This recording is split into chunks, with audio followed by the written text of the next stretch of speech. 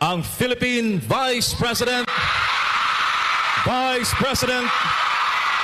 Sara Zimmerman Duterte.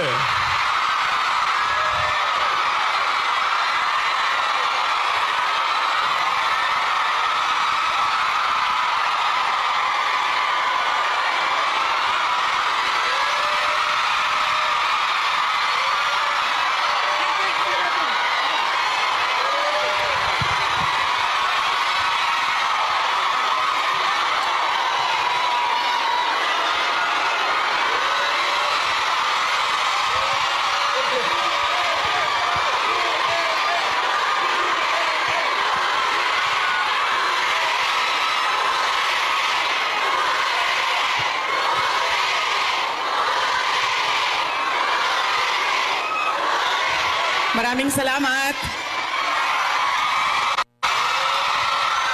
Magandang umaga sa inyong lahat. Maaari po siguro muna kayong maupo.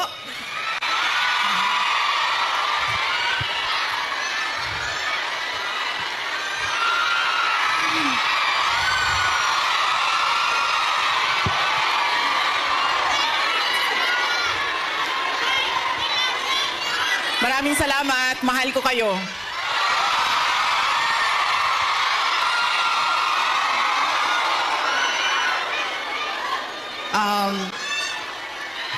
Opo muna siguro para yung mga nasa likod makakita din.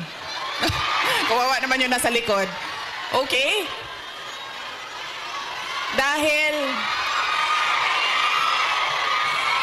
Dahil kayo ay sumisigaw ng Duterte, suspended na kayo lahat bukas.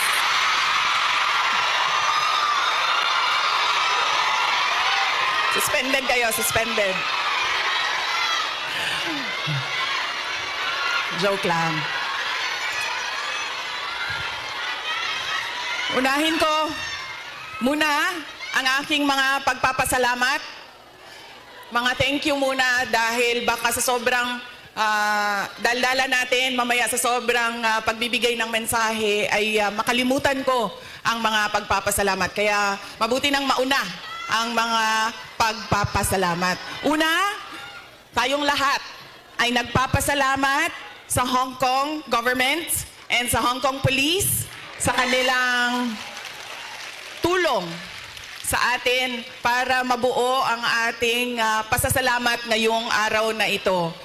We would like to thank the Hong Kong government and the Hong Kong police for their cooperation, for their support to our Thanksgiving this morning on this very beautiful Sunday.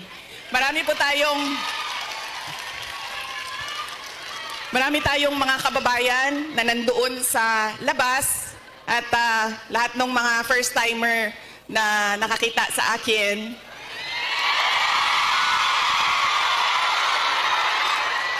Sabi nila, ang ganda mo pala, bakit mukha kang...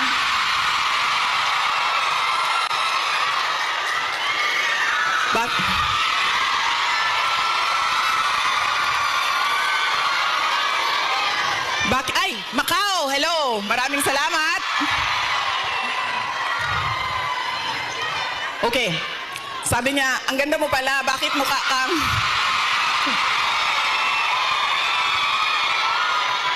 Bakit mukha kang Shrek sa mga picture mo sa internet? Tapos sabi ko sa kanya, sabi ko, ma'am, basta Pilipina, maganda talaga yan. Tayong lahat yon. Now, hindi ko lang alam sa mga Pilipino, sa mga lalaki natin, pero sigurado ako sa mga Pilipina ay maganda. Dahil, ano ang ating proof o evidence sa buong mundo na maganda talaga ang Pilipina? Ilan ang Miss Universe natin? 4. 4 ang Miss Universe na winners ng Pilipinas. Kaya, ibig sabihin, global ang beauty ng Pilipina. Kaya, bago ang lahat, sabihin niyo sa lahat ng kaaway ninyo, Pilipina ako, maganda ako.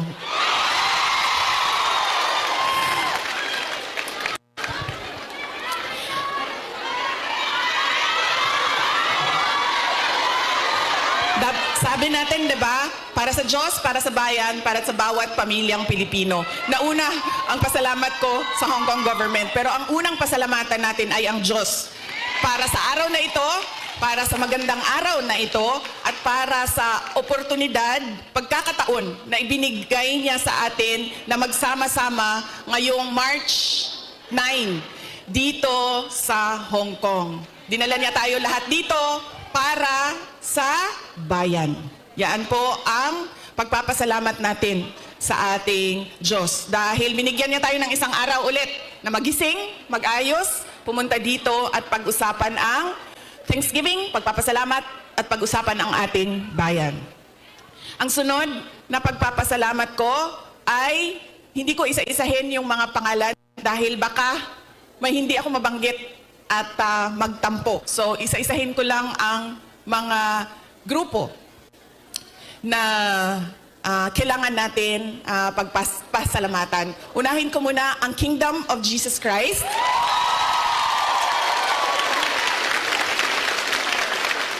Dahil sa kanilang pagod, luha at pawis para mabuo ang ating Thanksgiving ngayong umaga na ito. Ang sunod na kailangan natin pagpasalamatan kailangan ko pagpasalamatan ay kayong lahat, mga kababayan namin, mga kababayan namin dito sa, ang iba galing pang Pilipinas. Marami tayong mga bisita na galing Pilipinas, galing Hong Kong, galing Macau,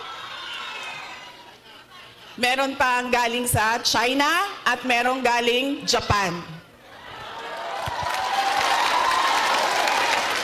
Maraming salamat sa inyo dahil ibinigay ninyo ang oras ninyo ngayong araw na ito. Madami sa inyo kailangan maglaba. Kailangan magplansya? Yes, mag-day off, pero kailangan niyo laban yung damit ninyo.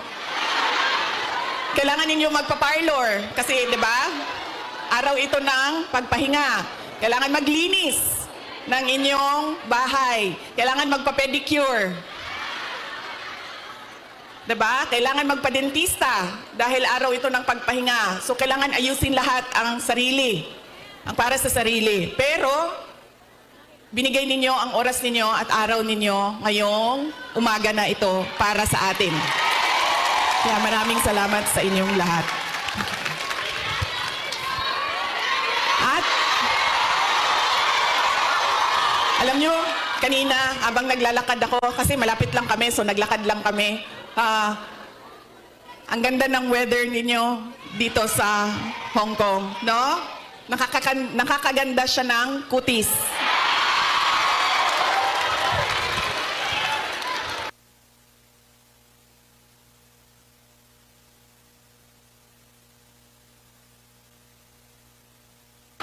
Anong sabi namin na nakatira sa Pilipinas at yung mga nakatira sa mga kababayan natin sa Middle East?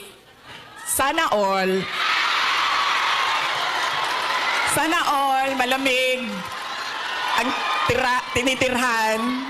Sana all maganda ang kutis.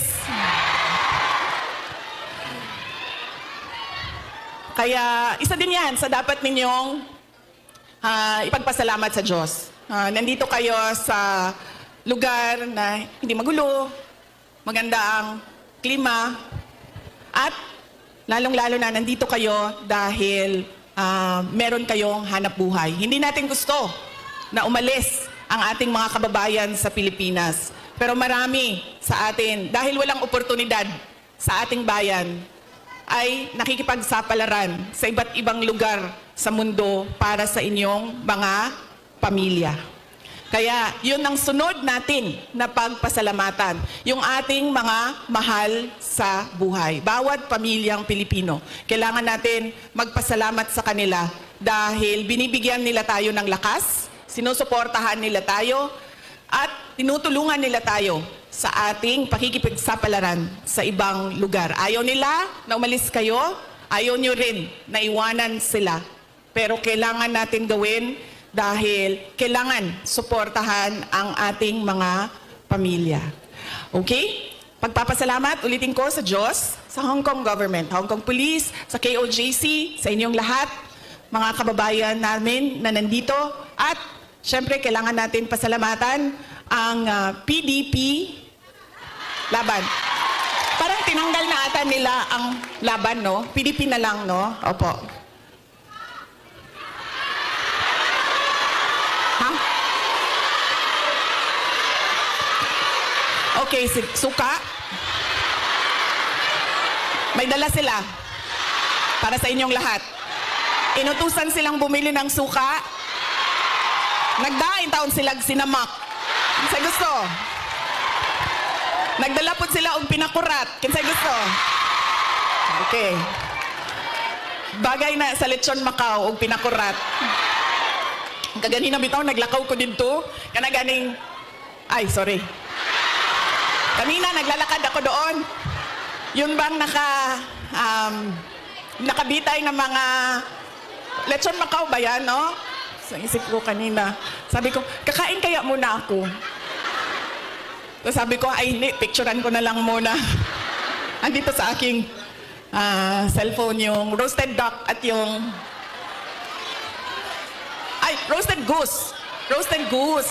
At, tikman ko nga yun. Balikan ko. Roasted goose at yung parang lechon Macau. Bagay sa suka.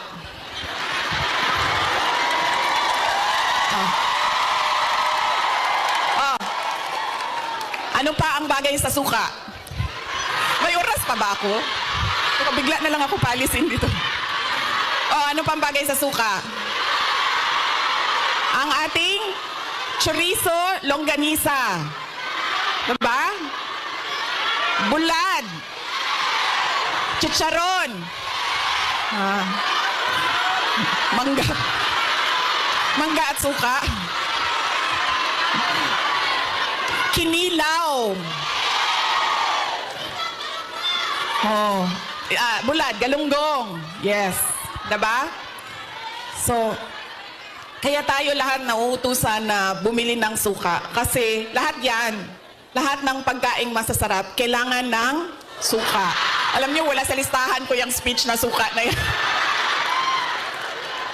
Actually, wala ko listahan ng speech ko dahil matagal ako kagabi nag-decide kung pupunta ako dito sa Thanksgiving. Kaya wala akong listahan ng speech. Pero yes, alam nyo, marami siguro sa inyo ang nautusan na bumili ng suka at mantika. Mantika, suka, ganyan. Noong kayo ay bata pa. Opo. Pero sa amin kasi, sa bahay namin, nag-grocery kasi ang nanay ko. So lahat yang mga gamit sa kusina, binibili na ng nanay ko. Nautusan lang ako lagi doon sa kanto, sa tindahan, bumili ng Coke. Ng Coke.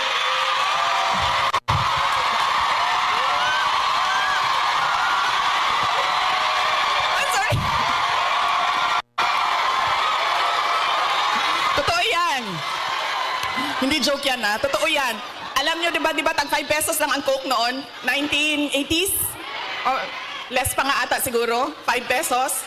Mga 4 pesos ang Coke noon. Tapos ang pera natin, yung papel na green na 5 pesos.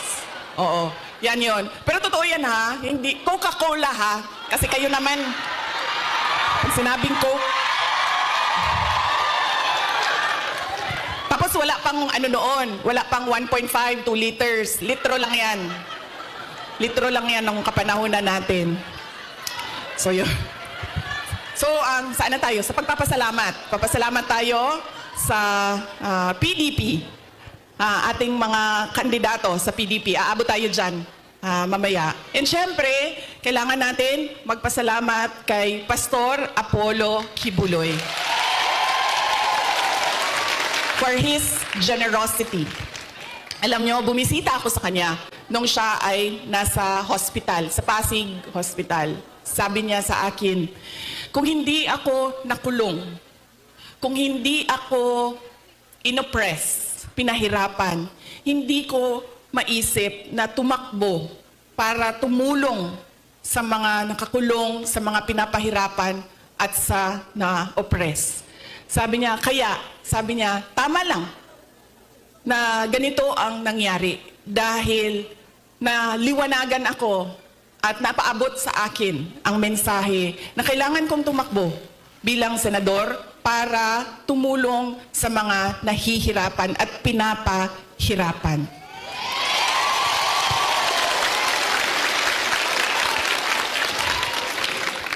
Sabi din niya sa akin, sabi niya, ikaw, kahit anuman ang sabihin man nila na kasalanan mo ang lahat ng ito, Inday Sara, sabihin man nila, kasalanan mo ito dahil hindi ka tumakbong Pangulo. Pero sabi niya, ayun na.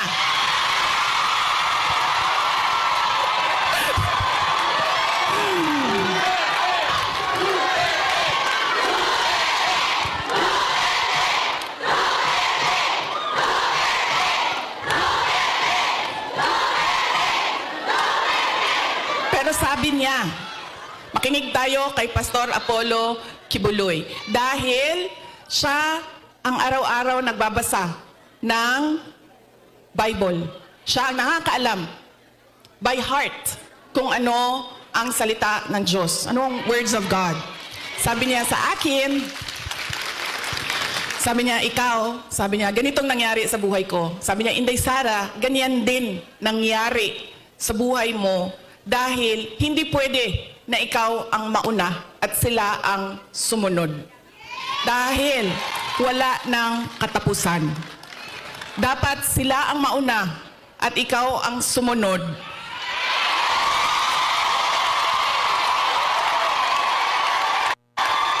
Para matigil na at hindi na paulit-ulit ang kahirapan sa ating bayan. Kaya, nung sinabi niya sa akin yon, hindi na masyadong masakit. Masakit pa rin sa akin pag nakakarinig ako ng kasalanan mo yan lahat, Inday Sara. Pero iniisip ko na lang, naku, sinabihan ako ni Pastor Kibuloy, you are there, you are where you are intended to be by God. Exactly where you are.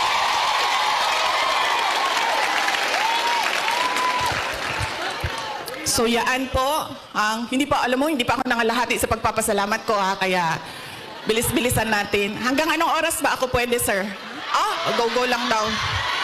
Go. Ay, hindi kami pwede mag-abot ni PRD kay kasabo na pud ko oton.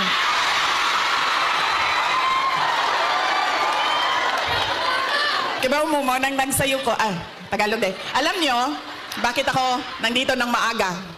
Gumising talaga ako ng maaga. Ang alarm ko, 6:30 a.m., 7 a.m., 7:30 a.m., 8 a.m. Apat yung alarm ko. Para hindi kami mag-abot ni President Rodrigo Duterte. Kasi pagagalitan na naman niya ako sa mga pangyayari. No, hindi naman siya nagagalit. Actually,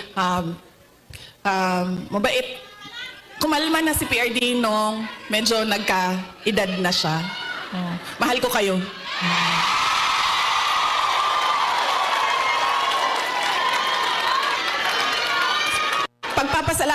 Magpapasalamat din ako. Thank you po ako. Kagabi po, merong mga kababayan natin na nasa hotel. Hotel. Kayo ba yun, ma'am? Opo. Maraming salamat sa pag-welcome ninyo sa amin doon sa hotel. Mahal ko kayo, maraming salamat. Pero bakit, ma'am, wala kayong dala na roasted goose? I'm sorry, may dala kaming suka. Kayo, walang dalang roasted goose.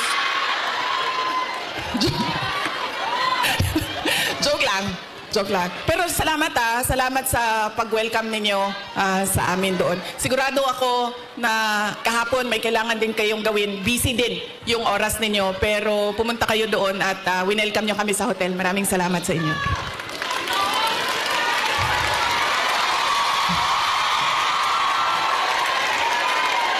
Ang sunod ko po na pagpapasalamat ay personal po sa akin. Para sa inyong lahat, mga kababayan namin dito sa China, sa Hong Kong, sa Macau, dahil noong 2016 ay nagkita-kita din tayo dito para sa pagpapasalamat, tapang at malasakit at suporta sa administrasyon ni Pangulong Duterte. Kaya papasalamat po ako dahil from 2016 hanggang 2025 ay nandyan pa rin kayo at nandito pa rin kayo para sa bayan. Maraming salamat. Sunod po ay personal pa rin ang pagpapasalamat ko sa inyong lahat, sa tulong ninyo, sa kampanya ninyo, sa suporta ninyo para sa akin at sa boto ninyo noong nakaraang halalan noong 2020. At sa susunod na halalan sa 2020. Joke lang. Joke. Sandali lang.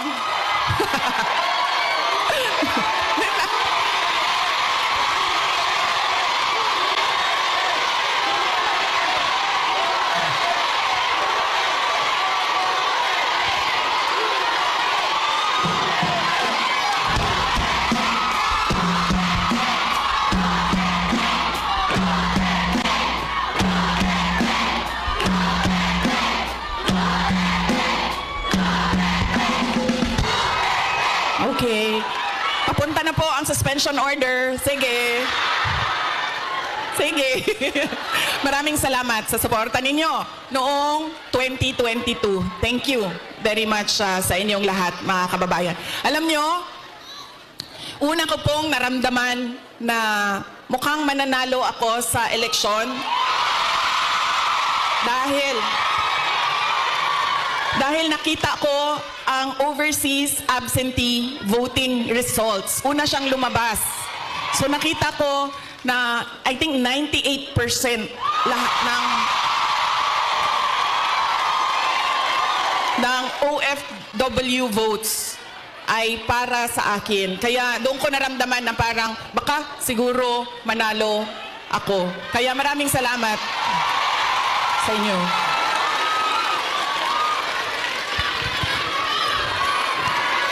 Ang susunod ko po na pagpapasalamat ay sa akin pa rin, para sa inyong lahat, sa suporta ninyo sa aking mga kasamahan, sa aming trabaho, sa programa at proyekto ng Office of the Vice President. Maraming salamat po sa inyong lahat.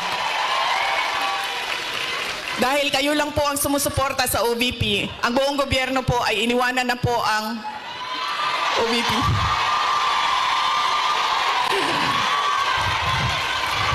Maraming salamat. Yung satellite offices po namin sa iba't ibang lugar ay naningkamot. Ano sabihin naningkamot? Nagsisikap.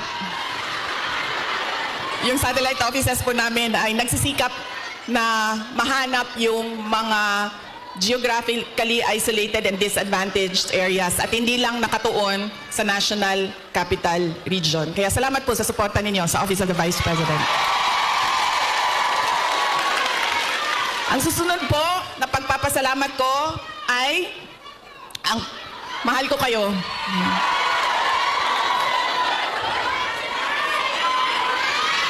Kaya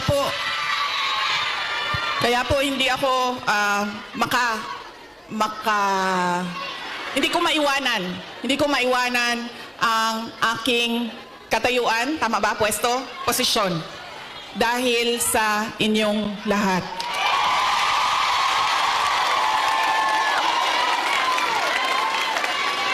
Ang sunod na pagpapasalamat ay mula po sa aming pamilya, ang pamilya Duterte. Napakalaki po ng utang na loob namin sa inyong lahat.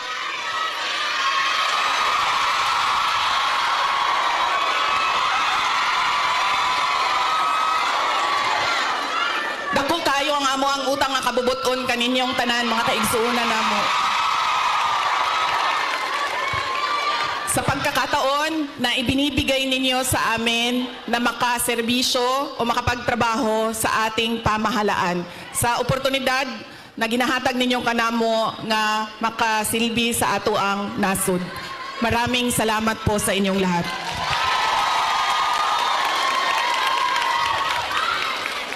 Okay, so yan na po ang aking mga pagpapasalamat.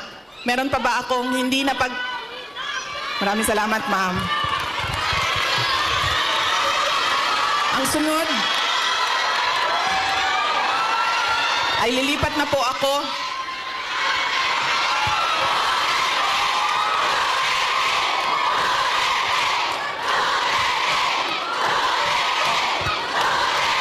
paminaw sa ko ba? Kajut lang ba?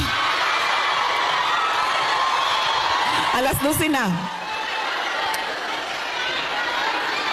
Alas 12 na, kinsay magpakaon sa ato adin May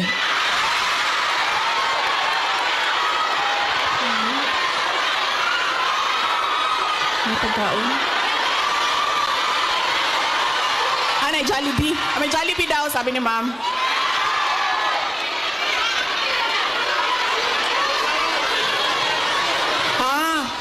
Okay. So, hindi daw tayo kakain lahat para sa bayan. Okay. Sige, okay lang. Kailangan ko din naman magpa-reduce, so okay lang.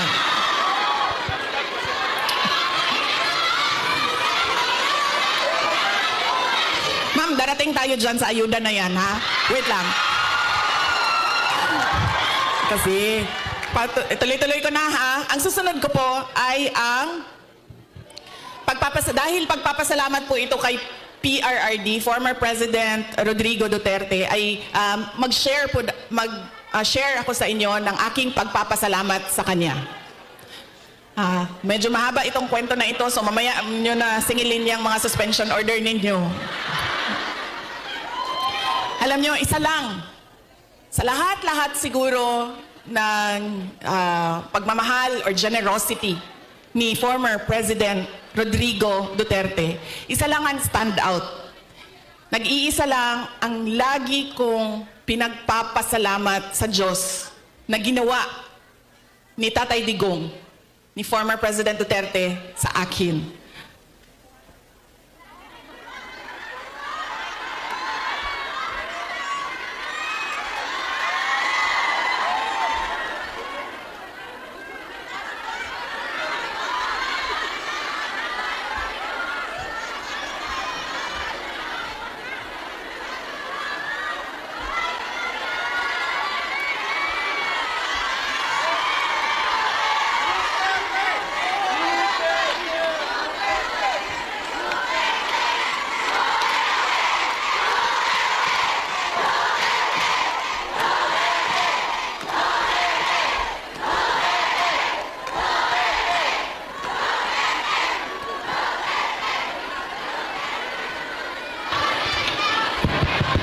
Hello? Okay na? Sir, pakihanap nga yung inutusan ni Marcos na patayin yung akin.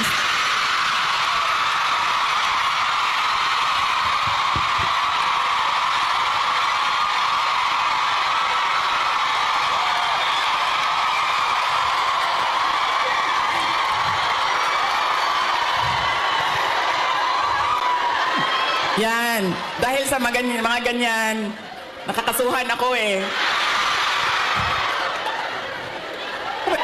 Malay natin, di ba? Baka may inutusan dyan.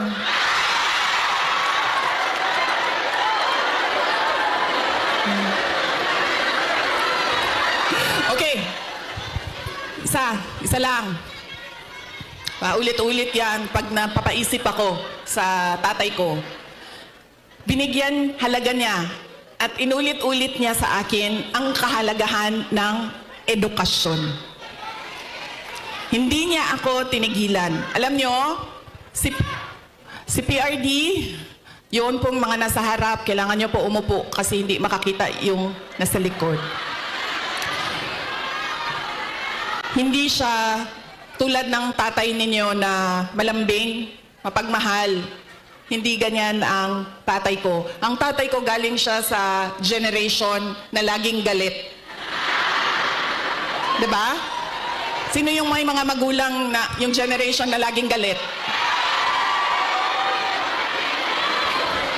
Yan. Galing dyan ang generation. Galing dyan ang tatay ko sa generation na yan. So lagi siyang galit.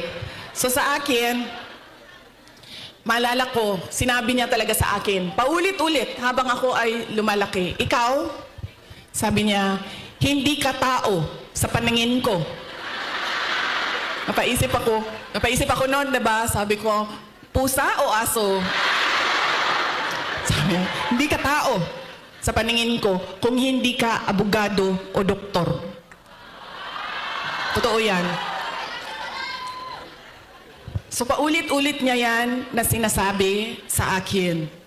So syempre, pag ikaw bata ka, 'di ba? Papasok yan paulit-ulit dyan sa iyo. So ako din, habang ako ay nag-aaral, nung ako ay lumalaki, nag-aaral ka, elementary, high school, napasok na sa isip ko. At 4 years old ha, hindi ko alam, baka sa tiyan pa lang sinasabihan na ako ng tatay ko, ikaw, hindi ka tao. Hindi ka. Kasi 4 years old pa lang, sa yearbook ko ng kindergarten, nakalagay doon, I want to be a pediatrician. Imagine nyo, hindi doktor ha. Alam ko kung ano ang specialty ko. Sabi ko, I want to be a pediatrician. Nandyan pa yan hanggang ngayon, ang yearbook na yan. Kaya, nung ako ay paulit-ulit yun, alam ko na magiging doktor ako. Alam ko na magiging doktor ako. Nung panahon na kailangan mag-apply ng entrance exam sa college, di ba? Kailangan natin mag-apply sa mga colleges and universities. Hindi nila alam, ng mga magulang ko, nag-apply ako sa University of the Philippines. Nung nag-apply ako sa University of the Philippines, syempre nilagay ko din naman yung science courses. Pero nilagyan ko din siya ng political science.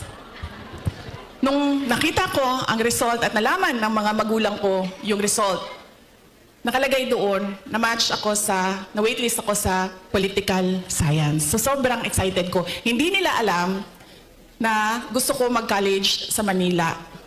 Kaya sikreto ako na nag-apply. Sobrang excited ko. Sabi ko sa mga magulang ko, pumasa ako ng UP.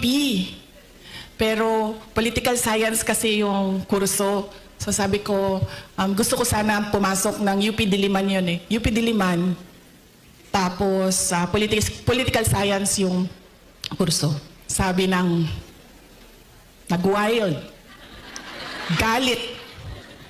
Naggalit si PRD. Sabi niya, di ba, sabi mo, simula nung bata ka pa, gusto mo maging doktor? Pre-med ba ang political science? Tapos sabi niya, hindi ka pwede pumasok ng University of the Philippines. Kahit saan man yan.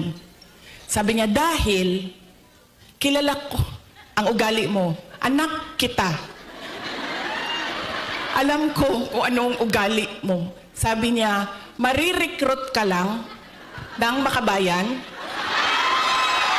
Aakyat ka.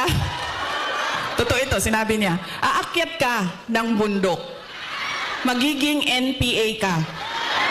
Ikaw ang magiging head ng New People's Army. At ikaw ang makakalaban ko pagdating ng panahon. Kaya hindi ka pwede pumasok ng University of the Philippines. So sabi niya, pumili ka. Kahit anong paaralan dito sa Davao, pumili ka dyan. So sabi ko sa mama ko, Ma. So sabi ng mama ko, sige na lang, kasi sinabi mo man doktor. So mag-pre-med ka na lang. Okay. Nag-pre-med ako. Tapos, syempre, papunta akong doktor, so binilisan ko yun, natapos kaagad ako. And then, ito na, mag-medicine na. Sobrang excited si President Duterte na magpapasok na ako ng medicine proper. Siya ang pumili ng paaralan. Siya ang pumili kung saan ako titira. Tapos, pumunta na lang siya sa akin at sinabi niya na, ayan na, may school ka na, na-enroll ka na, may bahay ka na, pumunta ka na lang doon ng ganitong date. So pumunta ako doon. Pagdating ko doon, kompleto na. May kama na ako, may washing machine, may refrigerator, may kotse pa. ganyan siya ka-excited. Sige ma'am, ipa-adapt kita sa tatay ko. Huwag ka mag-alala. Ganyan siya ka-excited noong ako ay medicine na. Tapos, syempre, hindi naging successful yung aking pagpasok sa School of Medicine. Isang taon pa lang, 1 year, actually 1 sem pa lang. First sem pa lang, alam ko na parang fish out of water. Alam niyo yung, bakit madali para sa kanila, nahihirapan ako. Sobra. Tapos dumating ang second sem na halos hindi na ako pumapasok. So kinabahan na ako. Kasi, di ba sa probinsya, di ba sa Atua, pagpadala ka sa Manila kasi ako nag-med school, pag ipadala ka sa Manila, parang malaking send-off yon. Congratulations sa anak ko, graduate ng ganito. Congratulations at magiging doktor yan. Class off. Ganon, diba? So ako, syempre kinabahan na ako kasi hindi ako makakauwi. Pinadala ako sa Manila para maging doktor. Tapos uwi ka, drop out. Nag-apply ako ng, naisip ko pa noon, nung pinag-iisipan ko ang kapalaran ko, sabi naman ng tatay ko, doktor daw o abogado. So dito na lang ako sa abogado. So lumipat ako, nag-apply ako sa San Beda College kasi at the time na nag-desisyon ako, San Beda College na lang yung bukas sa mga exams, entrance exams. So hindi ko pa sinabi kaagad sa mga magulang ko na nasa San Beda na ako. Nalaman na lang nila dahil nagsabi ang driver. Sabi niya, hindi na yan siya pumupunta ng Cavite, lagi kaming nandyan sa Menjola.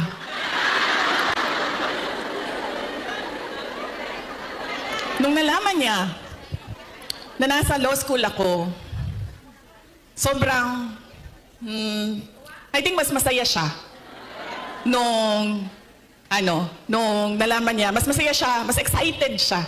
Noong ikumpara ko, nung papasok ako ng med school, nung nalaman niya na nag-apply na ako ng law school.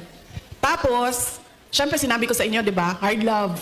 Hard love yung generation ng parents natin, mga magulang natin.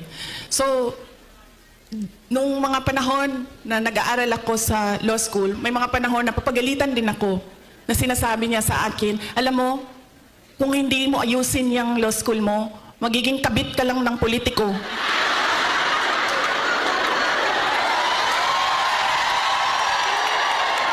Ganyan. Ganyan siya kung, di ba pangit pakinggan sa atin? Pero ganyan yung style niya para idikdik sa'yo na mag-aral ka. Tapos meron pang isang beses na sinabihan niya ako, alam mo, kung hindi ka mag-aral ng mabuti, magiging halaman ka lang dyan sa gilid. Ganyan yung force by which he emphasized into my brain that I need to become a lawyer. So nung pumasa na ako ng bar, doon ko nakita ang pagbabago sa magulang ko. Hindi sa nanay ko dahil ang nanay ko sobrang supportive nun. Kahit maging halaman ako, didiligan ako nun eh. Ganyan kabait ang nanay ko. Diba? Pero nung nakita niya yung grade ko sa bar exams at nakita niya na mas mataas yung grade ko sa bar exams kesa sa kanya nung tatay ko. At hindi lang 0.1, 0.2, 0.3. 5 points ang layo namin sa grado. Doon siya nagbago. Parang naging tao na ako sa paningin niya. Lalo pati, pag every time nababanggit yung grade sa bar, hindi na siya talaga nagsasalita. Tapos lagi ko pa sinasabi sa kanya, sabi ko, partida yan pa ha, kasi hindi ako nag-aral eh. Kung nag-aral ako, top-notcher ako eh.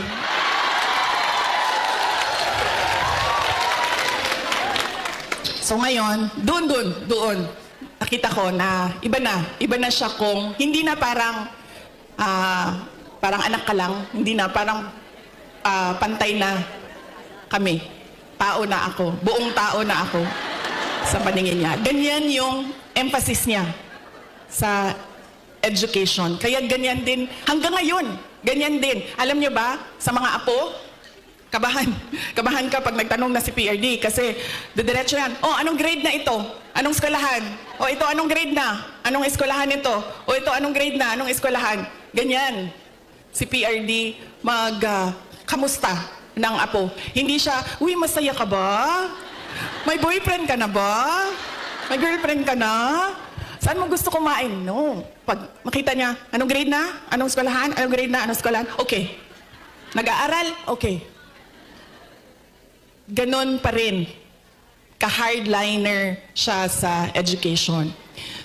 So yan yung talaga, pinagpapasalamat ko sa kanya. Dahil kung hindi ako naging abogado, lalo pati yung mga pinagdaanan ko ngayon, hindi ko siya, kasi ngayon naiintindihan ko kung ano yung pinagdadaanan ko. Siguro kung hindi niya pinilit ng pinilit, hindi ako ganito ka-confident sa aking ginagawa. So sana din sa inyong lahat, ganun din. Kaya nung nangangampanya ako nung 2022, lagi kong sinasali ang kampanya, plataforma ko ang edukasyon. Sana ganun din ang inyong mga anak, ang inyong mga kapatid, ang inyong mga apo. Huwag ninyo silang tigilan. Dahil minsan ako pag pumupunta sa mga barangay ninyo, sa mga municipality ninyo, meron talaga akong naririnig na sumasagot na, oh, college graduate naman pero wala namang trabaho. Pero iba din ang trabaho ng college graduate at natapos lang ng grade 6. Iba talaga yun. Iba yung oportunidad na dumadating sa mga nakapagtapos kesa natapos lang ng grade 3, grade 4. At madami yon. Madami yan sa ating bayan ngayon. Na pagdating ng high school, ay sinasabihan yung mga anak, kailangan mo na magtrabaho, tumulong sa pamilya. Kaya dapat, wag nating tigilan ang ating mga anak. Paulit-ulit talaga yan. Edukasyon, ang susi ng pagbabago ng buhay nila.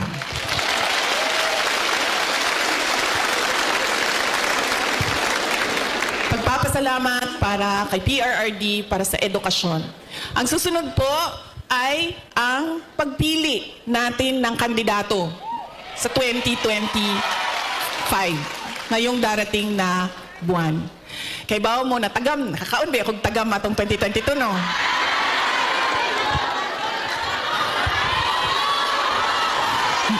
Yan lagi ang, meron pa isang beses, Bisaya, sa Cebu. Ay, sa Cebu ba ito? O sa Cagayan de Oro. Basta, usually kasi pag Bisaya, di ba, diretso na sila istorya, wala na sila break. Wala break. Ana siya sa kon. Inday Sara, anak ko, yes ma'am. Ano siya, nakakaon kag tagam, no? Ana na lang ko sa iya, ha. Sagdi na lang, ma'am. Basta ikaw, makakaon ka og sakto, okay na ko.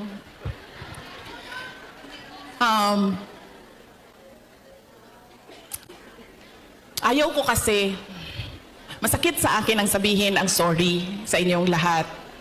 I-explain ko na lang. Kasi alam nyo, kahit saan ako pumunta, sabihin ko sa inyo, sa Samar, ito talaga mga maalala ko Samar,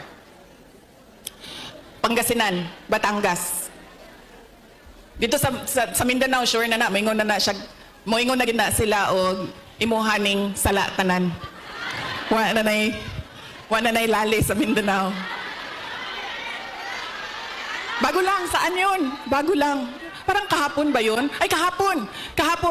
Kasi dinala ko yung youngest ko sa Disneyland. So na ay mga taga Cebu.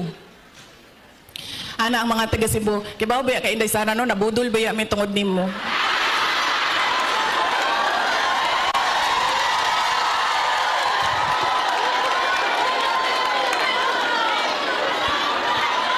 Ang sa Samar, sabi sa akin, maalala ko yun.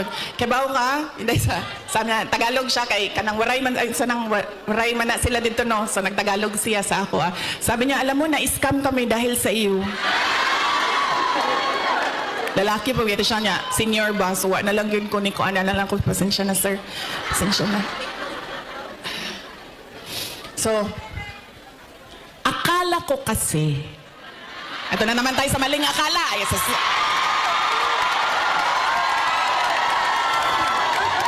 Hindi totoo ito. Akala ko kasi, gusto niya ng mas magandang bayan, mas maayos na Pilipinas kung ano yung pinagdaanan natin noon. Kasi, ang plataforma namin nung tumakbo kami, unity at continuity.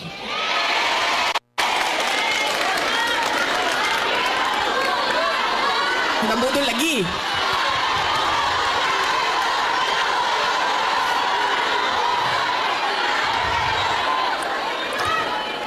Kasi ako, sumusunod ako sa tatay ko. Ibig sabihin, sa trabaho ba? Hindi ako sumusunod sa tatay ko sa personal. Kaya nga ako nagtatago, di ba? Sumusunod ako sa trabaho. Nag-mayor siya. Nag-vice mayor siya. Nag-vice mayor ako. So, ang ginagawa ko, there has to be something, added value ba? Value added sa iyo. Di ba? Kasi paano ba naman na binoto namin ito si Rodrigo, pero binoto ka namin, wala namang value added. Wala namang dagdag na kahalagahan sa iyo. 'Di ba? So sumusunod ako sa tatay ko. Nag-vice mayor siya, nag-vice mayor ako. Nag-mayor siya, nag-mayor ako. Sandali lang, ma'am. Mamaya na yung president, ma'am. Wow. Sandali lang. So nung mayor ako, ano ba yung targets ko as mayor? 'Di ba? Kasi kailangan may value added sa iyo. So sabi ko, okay, ganito na ang nagawa ng administration ni President Duterte. Saan pa ba natin dadalhin ang Davao City? So may target kami.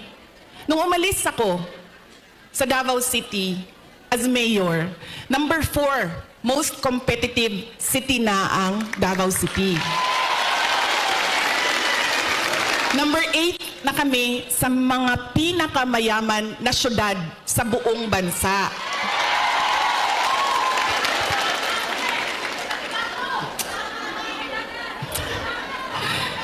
Insurgency-free na ang Davao City. Alam nyo, buong term ni PRD, hindi niya natapos talaga yung problema ng Pakibato. So nung taga-Pakibato mo, ma'am? Mabi agin na ingon ni PRD, siya mag-NPA lang ka sa Pakibato, ikaw kalaban sa mga sundalo. Ayaw, ganda din na sa UP. Okay.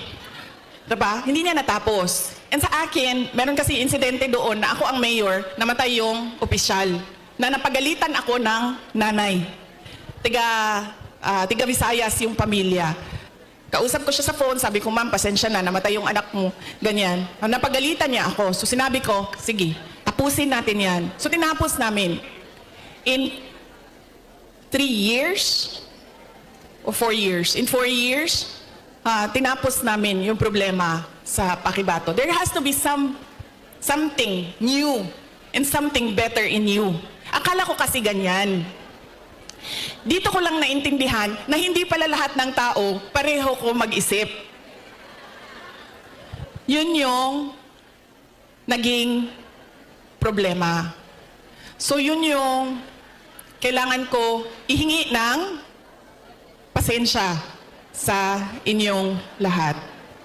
Dahil, sabi nga ni Pastor Kibuloy, dapat lang siguro mangyari ang mga nangyayari para makita natin.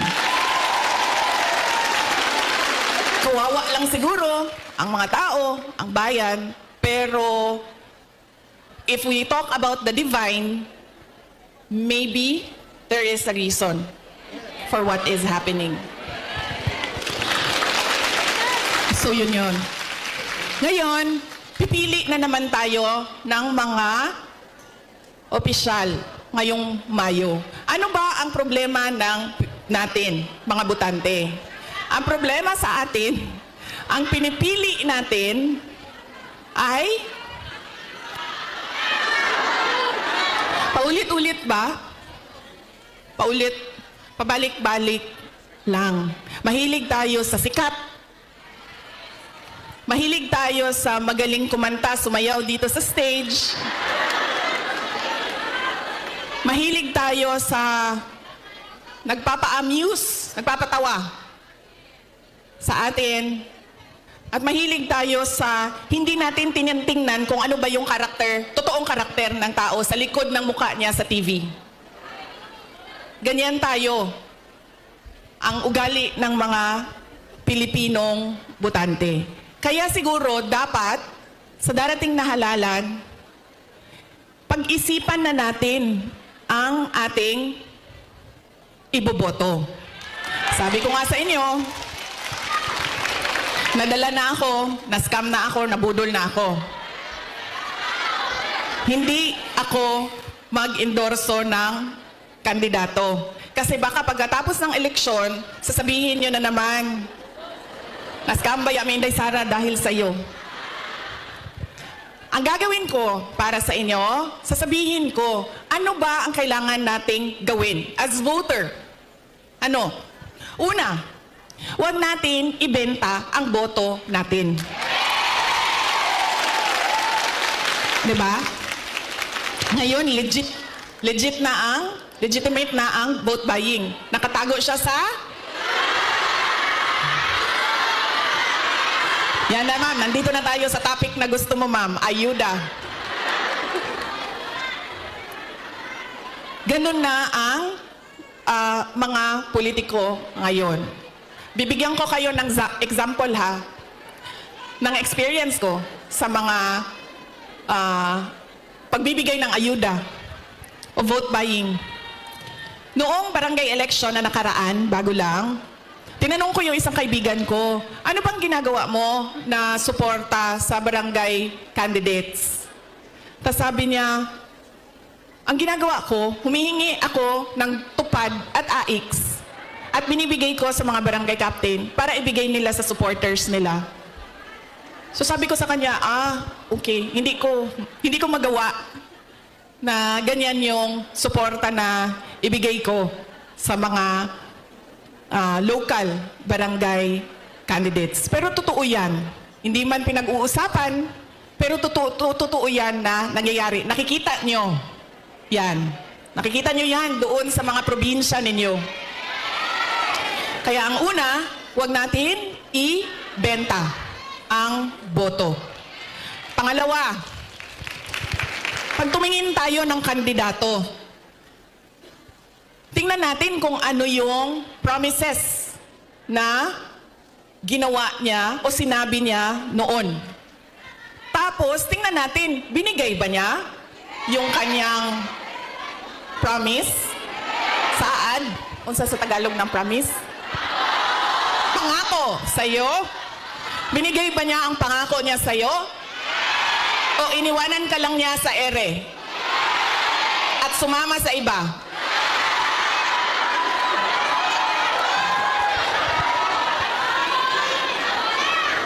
Ganyan. Ang pangalawa, na kailangan natin isipin. Itong kandidato na ito, paulit-ulit ko na ito binoto Ano ba sinabi nito noon?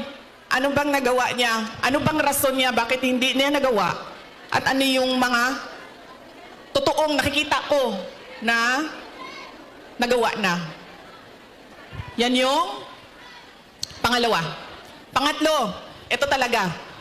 Wala sa buong mundo ang makakakontra sa akin, kahit isa, nito. Dahil ako ay produkto din ng political dynasty.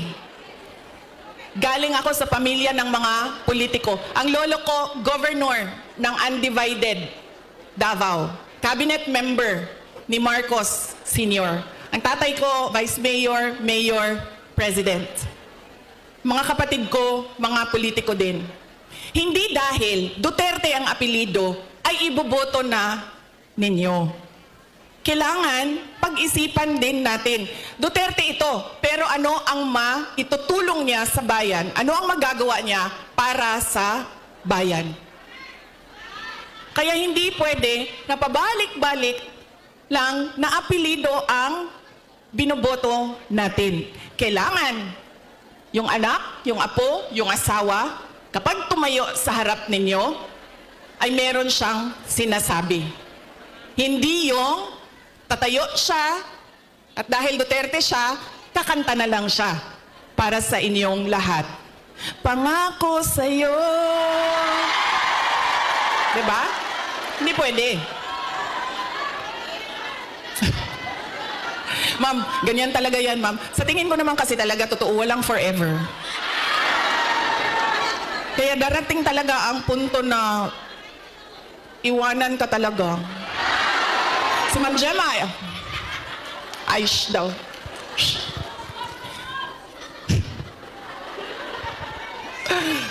Diba? Hindi pwede yan. Hindi na pwede. Kasi yan yung ganun tayo dati. Oo, eto. Tinanong ko isang beses dito sa Manila, sa NCR. Tanong ko, ma'am, sino kandidato niyo sa mayor? Sabi niya, si ano, ganito ang apelido. Sabi ko, di ba sila din yung mayor dati? Sabi niya, oo, yung uncle niya. Sabi ko, so bakit yan pa rin ang pipiliin ninyo? Sabi niya, nasubukan na kasi. So syempre ako, hindi na lang ako nagsalita. Pero nakita ninyo yung ang ating behavior sa pagpili ng kandidato. Dahil anak, apo, asawa, nasubukan na kasi, parehong apelido, go, bibigay ko na yung napaka-special na right ko na bumoto.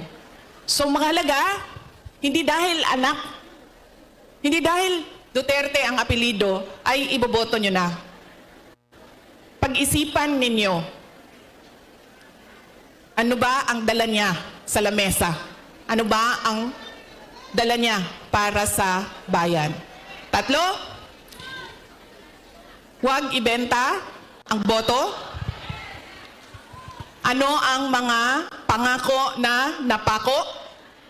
At pangatlo ay, hindi dahil galing yan sa sikat na pamilya, ay iboboto na ninyo kaagad.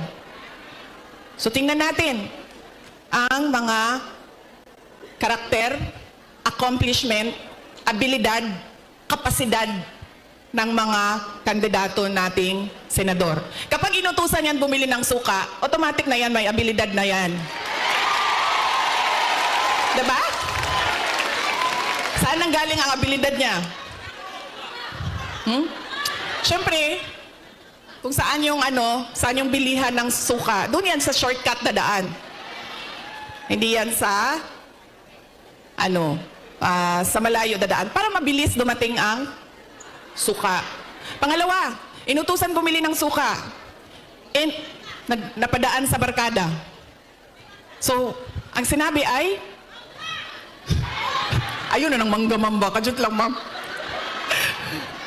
So, ang sinabi niya ay pare, pahatid naman ito ng suka namin sa bahay kasi kailangan yan doon. Dito nang muna ako. Diba? Abilidad. So, mahalaga yan. At kailangan natin pag-isipan itong eleksyon na ito. Kailangan natin baguhin ang ating pagpili ng kandidato. So, yan ang aking mensahe para sa inyong lahat ngayong araw na ito. Mensahe ng pagpapasalamat, mensahe ng edukasyon, at mensahe ng pagbabago kung paano tayo pumili ng ating mga senador. Ay, hindi lang senador, governor, mayor, lahat ng ating mga public officials. So yan po ang aking, ilang oras yun, ma'am? 1 hour? 1 hour na mensahe sa inyo. Sana ay, alam nyo, gusto ko lumapit sa inyo. Kasi gusto ko personal yung pagpapasalamat. Kaso pwede ba na wag tayo magkagulo? Kasi kanina sa labas, nasisigawan na ako ng pulis. Nasisigawan na niya ako kasi medyo nagkakagulo kami doon sa picture taking namin sa labas. So, pwede ba ako mag-hello lang, hello sa inyo? Tapos, wag lang tayo magkagulo kasi baka palayasin tayo dito. Ulitin ko, maraming salamat magandang tanghali sa inyong lahat. Dagan salamat, maayong udto sa inyong tanan. Maraming salamat, Vice President Sara Duterte.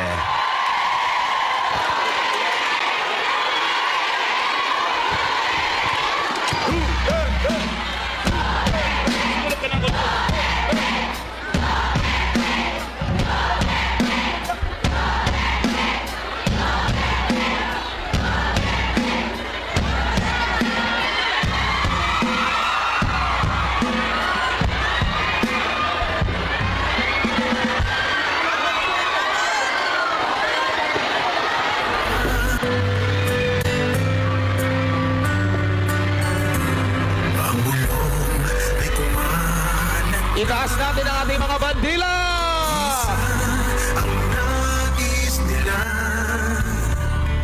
Huwag lang po tayo magkagulo. Antayin na lang po natin. Napupunta po sa inyong mga lugar si Vice President Sara Duterte. Huwag po nating dumugin. Pilipinas, Duterte pa rin ang tunay na nagmamahal sa atin. Laban niya ay laban natin. Pilipinas, Duterte pa rin. Inang bayang minamahal, lagi kang Huwag lang po tayo magkagulo mga kapatid, mga kababayan. na muli. Antayin na lang po na makapunta po si Vice President sa inyong mga lugar. Pilipinas, bangon may pag-asa pa.